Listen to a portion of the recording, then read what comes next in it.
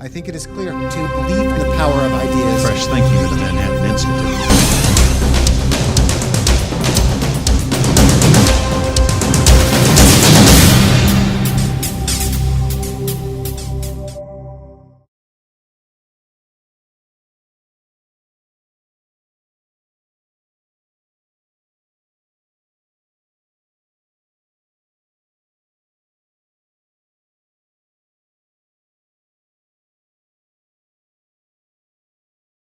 Gentlemen, please welcome Manhattan Institute Chairman Paul Singer.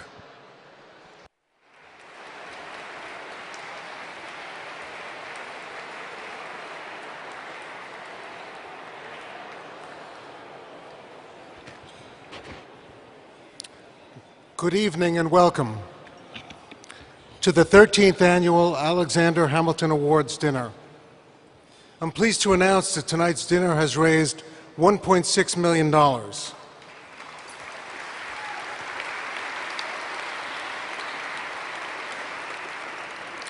On behalf of all the trustees, senior fellows, and staff of the Manhattan Institute, I thank you for your generosity. Special thanks to our patron-level supporters, the Vice Chairman of the Manhattan Institute, Dr. Michael Fidek and his wife, Marilyn, and our fellow Manhattan Institute trustees, Cliff Asness and Dan Loeb.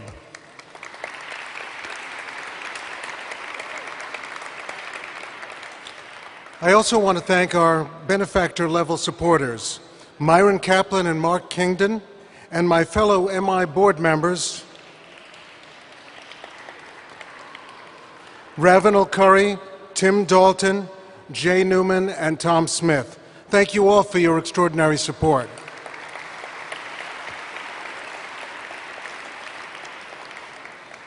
Tonight we're here to celebrate and honor and salute our Hamilton Award honorees, Governor Bobby Jindal and Ken Langone.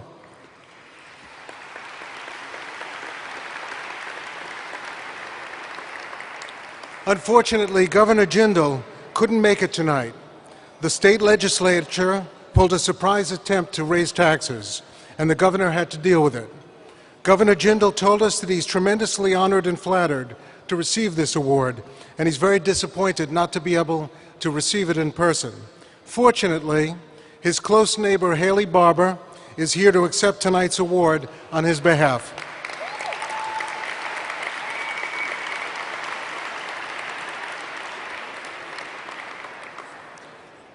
Governor Barber is a great friend of the Manhattan Institute, partly because of his leadership in Mississippi, which has exemplified so many of the principles we stand for. When he inherited a $700 million deficit in Mississippi, he did not dig the hole deeper or ask the taxpayers to bail him out. He eliminated the deficit, and he did it without raising taxes. When Mississippi bore the brunt of Hurricane Katrina, he didn't waste time pointing fingers. Instead, his calm, effective leadership guided his state through the storm and the rebuilding that followed. His tort reform in Mississippi has been called a model for the nation. These policy achievements alone are deeply impressive, but of course Haley's political achievements are just as legendary. As head of the Republican Governors Association, Haley took pains to remind people that he was, quote, just a good old boy from Mississippi, close quote. In a business negotiation, what I've learned is when somebody says that to me, I'm in trouble. The Democrats found out that the hard way. Over the course of Haley's 2 years as head of the RGA, Republicans gained a remarkable 8 net governorships.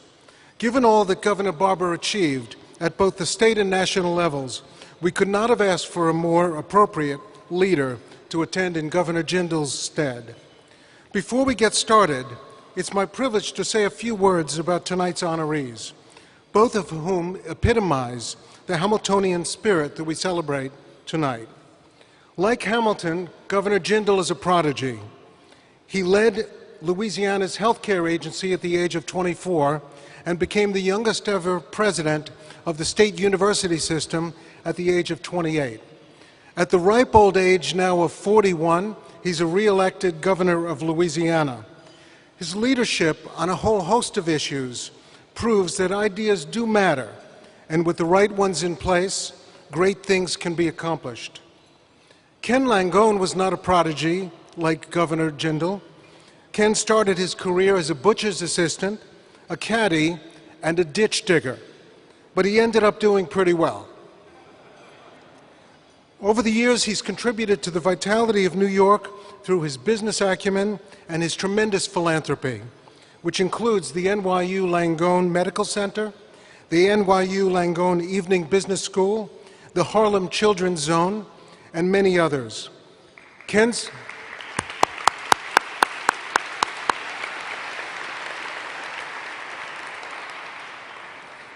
influence is felt throughout the nation. Many of you are familiar with the work of the Manhattan Institute. For those who aren't, let me explain why I support the Institute and why I think you should also. While the Manhattan Institute does important work on policy at the federal level, our unique niche is our active engagement with state and local governments, where I believe there are real opportunities for constructive change. Mayors and governors actually get things done. And in this country's great tradition of federalism, 1,000 policy experiments bloom, many of them in Mississippi and Louisiana. Our scholars don't just pontificate. They are actively engaged in problem solving and the crafting of good public policy. On policing and criminal justice, for example, fellows like Heather McDonald and George Kelling advocate for continuing the proactive policing revolution in New York and exporting it to other cities. On state and local finances, scholars like Steve Malanga and Nicole Gelinas champion effective and efficient government, particularly here in our New York City home. On the education front, scholars like Marcus Winters and Sol Stern make the case for choice and competition, quality teachers, and quality curricula. If you will, policies aimed at providing children with the defined benefits that the children deserve.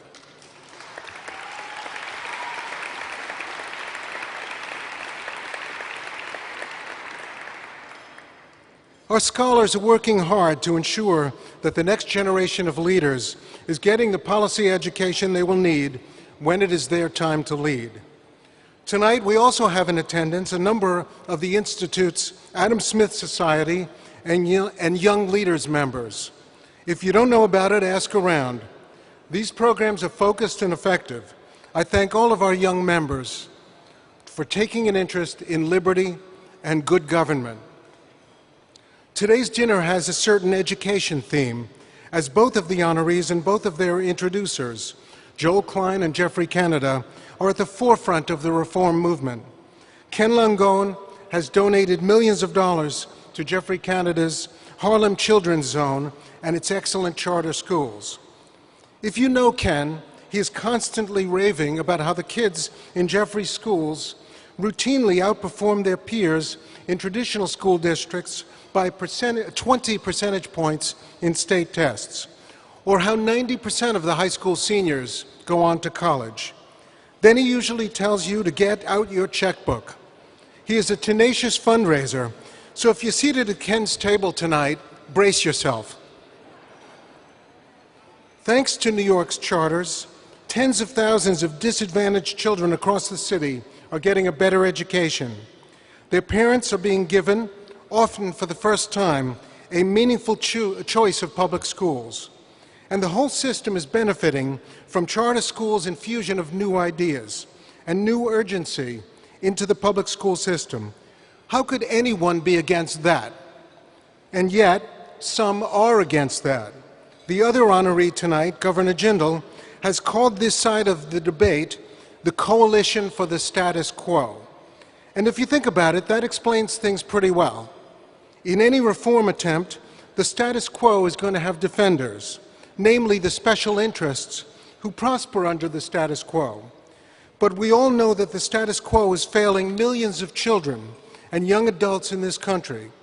So no matter what kind of tactics the defenders of the status quo adopt, and no matter how hard they try to intimidate us, we will not back down.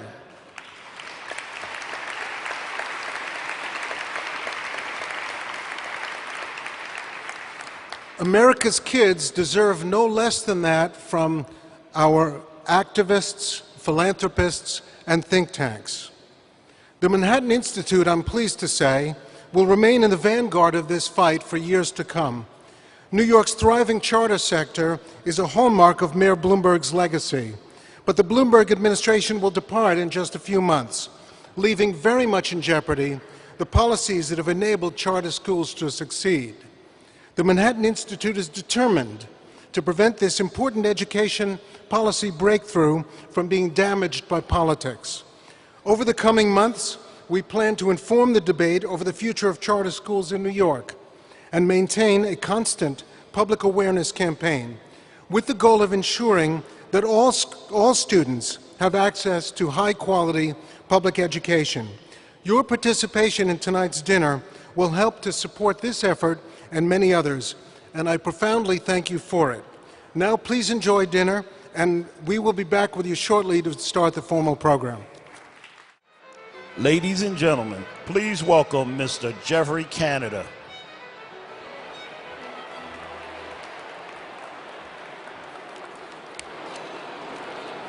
Good evening. Good evening, everybody.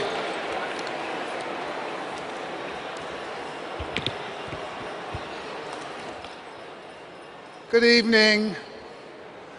I have the distinct honor of introducing someone to you all that everybody in this country knows well, but what is particularly significant for me is that this is a man that I love. There's a lot of things to be said about Ken Langone, and some of them you heard, and you know, when people write the history of this time, they will certainly note that, you know, Kenny was the founder of Home Depot, and that brand has maintained real value throughout its entire history. And certainly they will talk about his generosity, which I think is legendary, and certainly his fundraising ability and helping good causes, and his love of his city, of his state, and of his country. But I know Ken, and occasionally I use what I call the Langone factor. Now, if you don't know what the Langone factor is, just go into the Langone Medical Center, and which I have to do from time to time. Friends get sick and other things, and just walk up, which I do, I shouldn't tell Ken this, and say to a wonderful doctor, excuse me, I'm looking for my friend Ken. And they say, Ken who? I said, oh, Ken Langone. Just see the reaction of what happens. You're going to get treated like you've never been treated before when people feel like you're connected with Ken Langone. When I judge the character of a person, I'm a South Bronx boy. I grew up in the South Bronx during the 50s when that borough was literally falling apart. And their friends really mattered. You had different levels of friend, and your best friend was someone you said, watch my back. This was an important thing in the South Bronx. You were occasionally going to get into problems, and you didn't want someone getting you from behind. And here's the problem when things get tough. A lot of friends disappear. I don't know if you've ever noticed that. You know, when things are going good, everybody loves you. Things start going bad, suddenly there's not as much love. Ken Langone everybody knows is a real friend. I tell folk if I'm in a back alley somewhere fighting, there's only one person I want by my side, someone I know who is there through thick and thin. Now, but you're probably saying, well, Jeff, you're exaggerating. You know, we love Kenny, he's a good guy, all of that. No, so this is true. So Kenny, myself, my board chair, Kenny's friend, also loves him, Stan Druckenmiller. We're all leaving an event. We're in a tiny elevator. Something snaps. I mean, really snaps. I'm talking about right at that moment, you start wondering what your last thoughts are going to be, because you realize this is a sound you should never hear in an elevator. And I immediately look around to see if everybody else is in that same, the moment before meeting God experience I'm having, and they are, and we're stuck. And the thing is broken, and we're all thinking the next snap is probably when it plunges the next 15. So we're all trying to be cool, you know. It's kind of difficult. And not surprisingly, Ken gets on the phone and says, you know, well, who's your boss? He's calling for, no. So he calls the head of fire department, and do you know that Ken knows everybody? I mean, no, he really knows, no, let me say this. He knows everybody important. And if you're in an emergency, just call on Ken, he will get to whomever, and then sure enough, they show up. So here they go, they're firemen. I mean, the big kind of firemen with the hats and the whole thing. They've got axes and crowbars, and they open up the doors, and we're between the floors. And this is a real fire operation because this thing could drop at any given moment, and all of us are happy that finally we're going to be saved before disaster happens. And several folk, I won't mention any names, quickly proceeded out of that. They didn't push anybody out of the way, but they certainly got off in a hurry. One person was saying, go ahead, you go. I'm going last. It's Langone. So I'm looking at Kenny. I'm saying, no, Kenny, I'm going, you go. Kenny's like, no, Jeff, you go. I'll go last. I said, no, Kenny, you're a little older than me. You go. He said, no, Jeff, but you've got longer to live. You should go. And the fire department guys are looking at us like, who are these two jerks, right? They're having a debate. We're trying to rescue them. So the only way that I got Kenny to go first was I said, Kenny, you don't know, this is a black thing. We have to get off last. And Kenny, not wanting to violate any tradition, said, okay, I'll let you guys go. But no, this is true. I'm talking the character of a man in extreme pressure conditions. What do they care about? He cared about everybody else before he cared about himself. Anyone who knows him knows that this is not an exaggeration. This is an extraordinary human being. I am sure that Ken will be remembered for a lot of things, but there's one famous, you know those famous last words you say you shouldn't say this. So this is one of the things I said to Ken I shouldn't have said.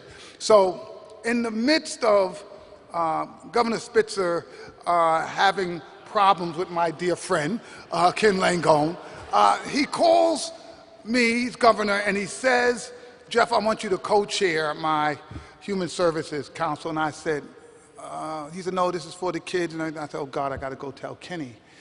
So I go to Kenny and I say, Kenny, look, I know the governor is really on your case right now, but he's called me, he's asked me to co-chair this. He said, Jeff, you're doing this for the children. He said, dude, no, this is nothing personal. He said, you're doing this for you do the right thing for children. And here was my famous last words. I say, well, the one thing we know is that at least there won't be any scandals. Well, so sometimes I'm wrong about things. When President Kennedy said, ask not what your country can do for you, but what you can do for your country. A lot of folk just say that, but they don't live it. Ken Langone lives this. It's not the stuff that you see, the naming opportunities. It's the stuff you will never see. It's the small gestures. It's the friends he helps out that no one knows about. It's the kindness to absolute strangers.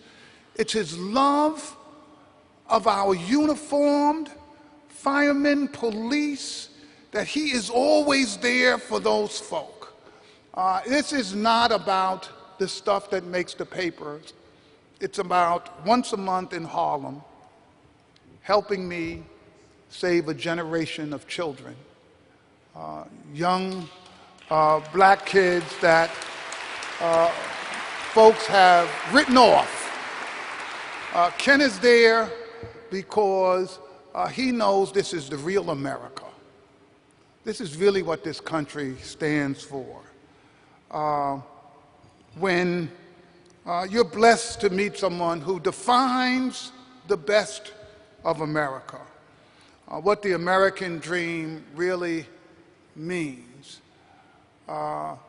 you recognize how special your life is, and my life has been special because of my partnership with Ken Langone. And I believe that when new citizens have to take the Pledge of Allegiance, when they get to the place that it says, "One nation under God with liberty and justice for all," there should just be a flashing picture of a smiling Ken Langone.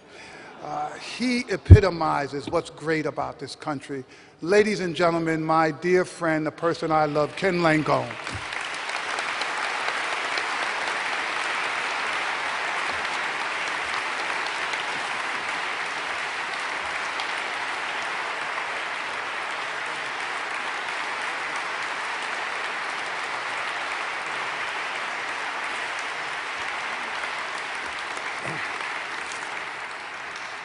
I sure wish the hell it was me he was talking about.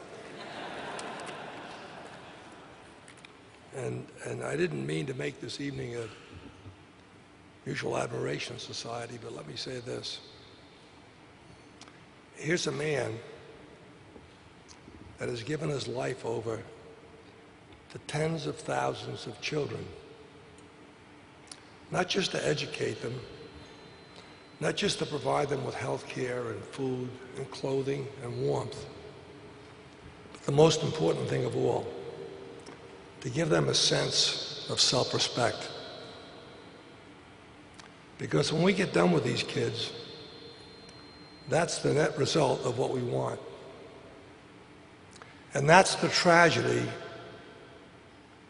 pardon me, of the welfare state. And I'm sure, I hope I'm talking to a friendly audience, but we'll find out in a few minutes whether I am or not.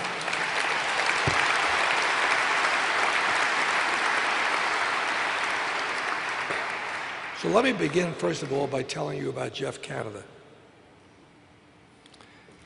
Jeff Canada can certainly run any corporate board company of any corporate board I've ever been on.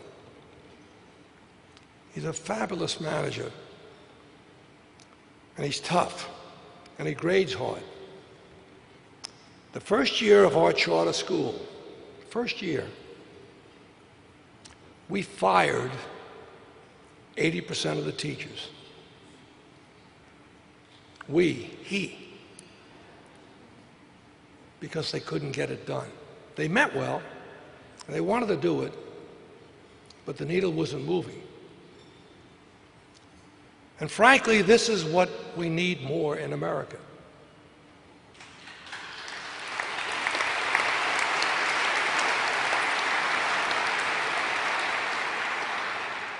And we are proving, if you come up to 125th Street and Madison Avenue, there's no Escadas and there's no Ferragamos up there, but there's a charter school that's producing far more precious things than any of those wonderful emporiums. And that's these kids that are getting an education.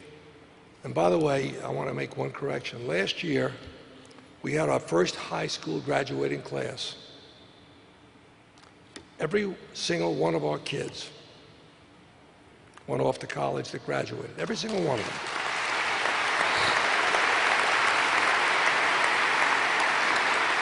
And so when they came up to get their diploma, we didn't just announce their name, we announced the schools they were going to in September. And more importantly, we're there, we've told them, now you go off and you do your best. We, Jeff. But if you had a bump on the road, we're here. We're here to help you, we're here to talk to you, we're here to counsel you. Jeff Canada is saving lives. Jeff Canada with a little dream, a small dream. And by the way, a very fat wallet in the name of Stanley Druckenmiller.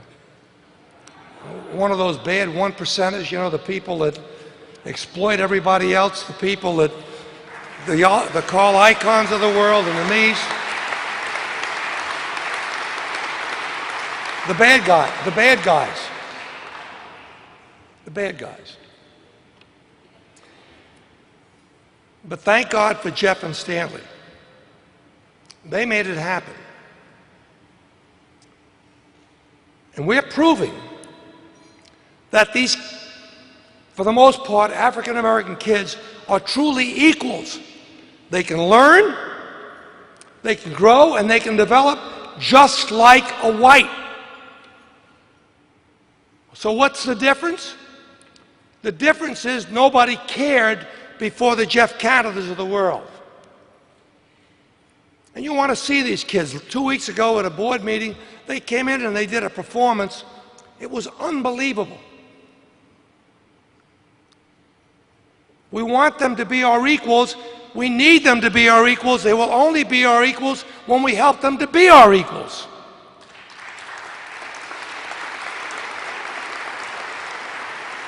And how do we do that? By respecting them and helping them achieve all they're capable of doing. My grandfather came to America. His last day of school was when he was 6 years old. And from the time he was 6 until the day he died at 72, he had a shovel in his hand. He mined the sand that built the roads and the buildings and the streets and the sidewalks that we all walk on out in Long Island. And here I am tonight in front of all of you. This is the dream of America.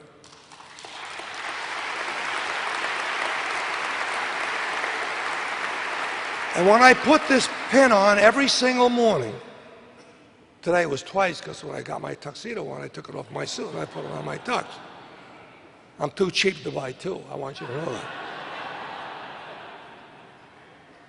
I always say to myself, Grandma and Grandpa, thanks for coming to America.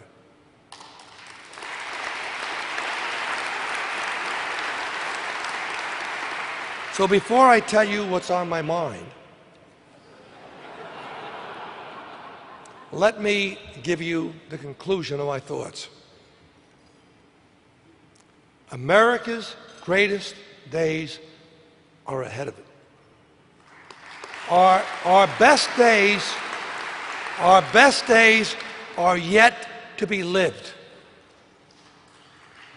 There is no nation that will ever again come close to the greatness and the opportunity and the goodness of this country. And if you go back far enough, and everybody in this room, you'll share with me my heritage. We came here for promise. Actually, they came here because it was, I asked my grandfather one time, Grandpa, you never went back to Italy. Why didn't you go back to Italy? He says, why would I go back there? There was nothing there for me. That's why I came here. And so he never went back to Italy. And he had such a profound love for America because it was everything that he dreamed for. And by the way, it is everything he dreamed. We are still and we will always be the greatest nation on earth. And the only thing we have to worry about is being down on ourselves.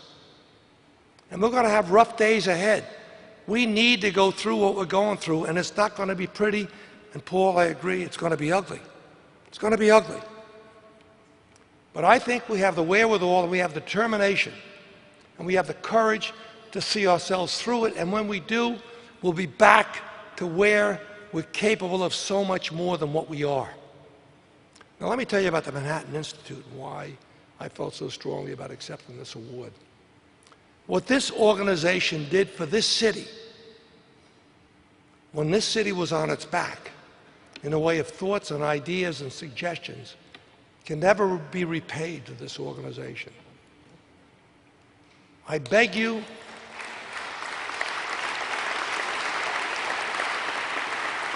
when you allocate your support for organizations, make sure the Manhattan Institute is high on your list, because it's worthy of that. Not because I'm getting this award tonight, which I will cherish for the rest of my life, but more importantly because of what it's done and what it will do. The charter school movement in New York tonight is more vibrant and more strong than it would have been had it not been for the support and the encouragement and the documentation of the Manhattan Institute. Paul, congratulations for what you've got here. Now let me tell you about a few of our challenges. Education. You want to know how bad it is in America? The current generation of children in public schools in America today is the first generation that will have a lower literacy rate than the previous generation. And think of how civilization is passed from one generation to another. It's through knowledge and through reading and through understanding. So if we allow this trend to continue down, we'll reach a point in our society where our civilization will reverse itself. What's the problem? Well, here's where I'm not very political, Haley. I'm sorry. We need to hold our teachers accountable. And by the way, when you add up the hours they work and the months they have off and the sick days and the personal days, I don't know what the hell a personal day is, but the personal days and these days and the teachers' conferences, they're being paid a fortune. And very frankly, the results aren't there. I remember as a young boy in the 9th grade taking algebra, I had a woman by the name of Agnes Fisher. And she taught me the importance of knowing numbers. Because if I didn't know them, she smacked them with a ruler across my hand. So I knew the importance of numbers. Now, I didn't go home and tell my mother that Agnes Fisher smacked me across the hand with a ruler, because if I did, she'd have given me 5 more. Authority has been taken away. I'm not suggesting corporal or capital or anything else. But I'm telling you that we are not getting the results from our teachers for what we're paying for. And if you want proof, look at the numbers. And why don't they want charter schools? Because we are getting the results. We are showing we can take the same kids out of the same neighborhoods and get these dramatic results. What's the difference? The difference is knowledge and caring and giving. The saddest story I heard was when I heard from a high school principal in this city that he called for a teachers' meeting in his office, and I guess the end of the day was 3:40. And they got these clocks, you know, remember when you were a kid in school, click, click, click by the second. And he was talking to his teachers. And as soon as the clock hit 3:40 and the second hand hit the 12, in the middle of what he was saying, they got up and walked out because it was the end of the day for them. And it didn't matter why they were there. I'm sorry, but we need to understand that education begins and ends with a person that stands in front of that room to motivate and to educate and, yes, to love that kid. And until we do that, the needle will not move. And I hope there's some people in tonight in this room that I make angry. Because I'm angry, and I think you ought to be angry with me. And why am I angry?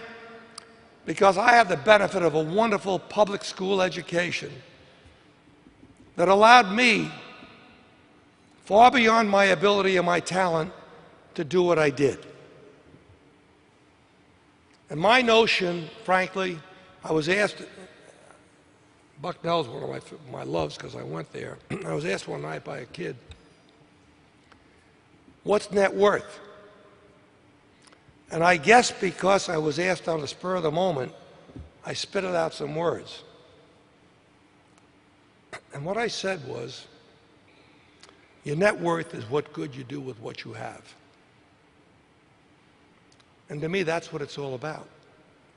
We've got to help these kids. We don't want to help these kids to be dependent on us. We want these kids to stand on their own feet and feel good about themselves.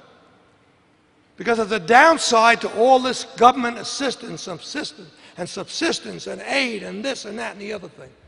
The downside is we strip people of their self-respect when they don't have a chance to do it for themselves. And that is a horrible, horrible cost that none of us should want to bear.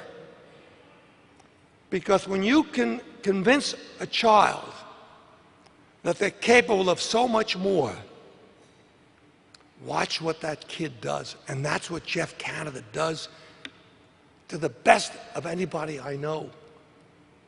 He's got these kids convinced there's no limit to what you can be if you want to be it bad enough.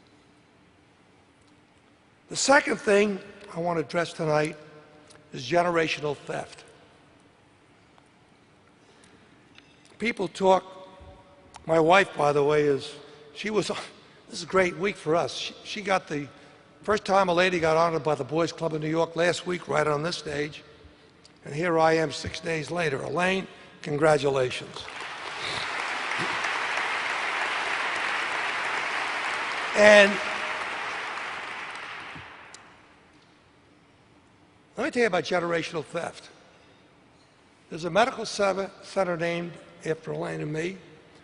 There's an athletic center at Bucknell named after me. There's a university center named after Elaine.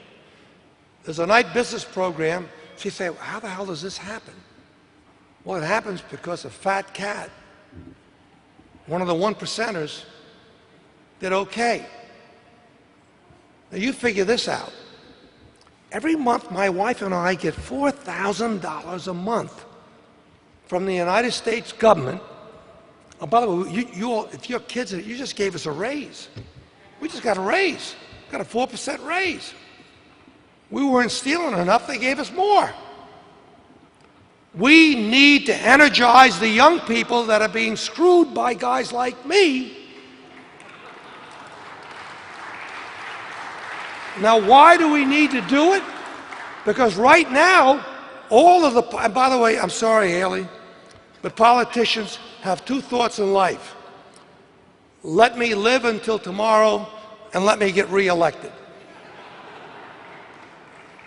We need to have a counterforce, and pardon me, again, I'm not politically correct, AARP and whoever the hell else represents the old geezers like me.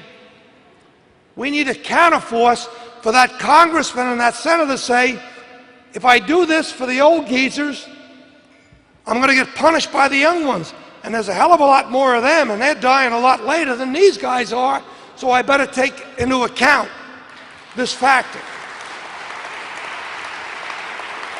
Stan Druckenmiller and Jeff tomorrow night are going up to Bowdoin to talk about generational theft. I gave a talk at the University of Missouri 2 weeks ago. We need to make our young people aware of how they are being ripped off by guys like me. Okay?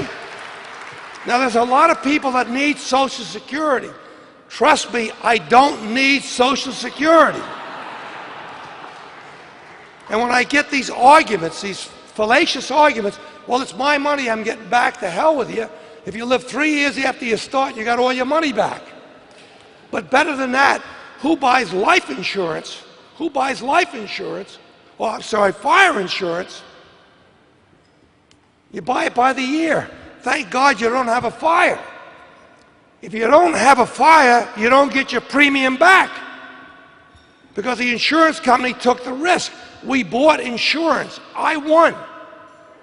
Maybe one of my cousins, and there are many of my cousins who didn't win, and they need Social Security, and they should get Social Security. But I shouldn't get it.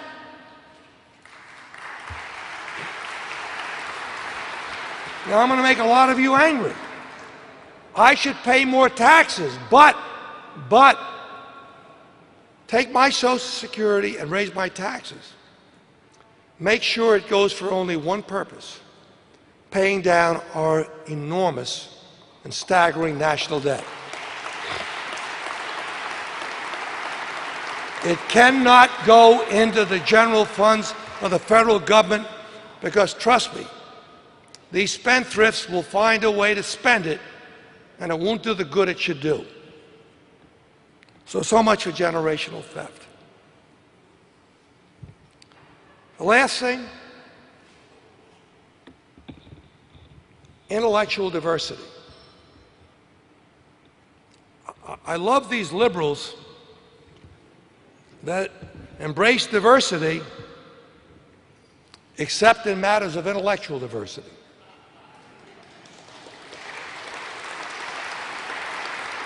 A couple of weeks ago, I was on a television show, and I know it made the guy angry. I told on television, I said that Stan Druckenmiller was a hell of a lot smarter than Paul Krugman, and trust me, he is, okay? So I said, you going to get that? You're going to call him up and tell him tonight what I said? I hope you do. Let me tell you something. We want our children to grow up and learn how to think. The problem with intellectual diversity is that if you dare to challenge the person who's speaking, unfortunately, they can address you very nicely with a D or an F instead of an A or a B or a C. But think of everything else we do in life, everything. Worry, it's like Ross Perot said to the board of General Motors when he quit. And Tom Murphy went to see him and he said, Ross, you don't get it. If you don't vote for this acquisition, it'll be the first time in the history of General Motors that we haven't had a unanimous vote at the board. And Perot said, Tom, have you ever thought maybe that's why you guys made so many terrible decisions? I was Perot's banker then, so I could. The point is, we want to encourage our children to think for ourselves. We want to encourage our children to think there is a better way, and maybe their way will be the better way. And we've got to stop this notion, my way or no way. And very frankly, again, I'm not being politically correct tonight, too many universities have surrendered themselves to this notion of liberal thought that that's the only right way to think, and that's wrong.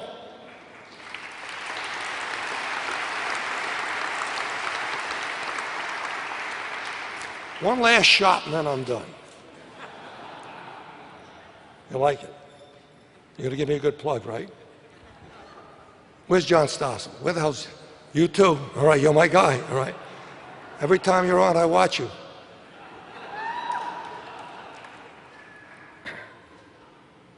The New York Post ran an article today on the cost of public pension funds. Thank God for the Manhattan Institute, because that's where the numbers came from. One more service.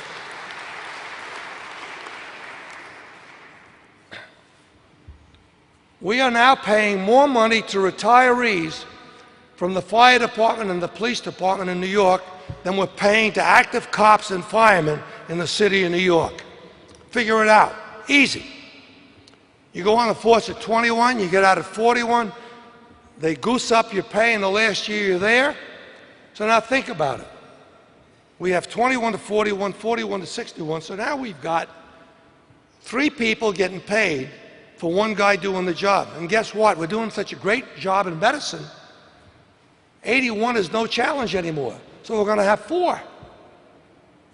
You want to know what happens? Go to Detroit, Michigan. You'll see what happens. Why am I bullish on America? And why am I bullish on this city? Because it's like dealing with a drunk. We'll hit bottom. When we hit bottom, we'll do the right thing. I hope I didn't disappoint anybody tonight. And if I offended anybody tonight, that was my intention, okay?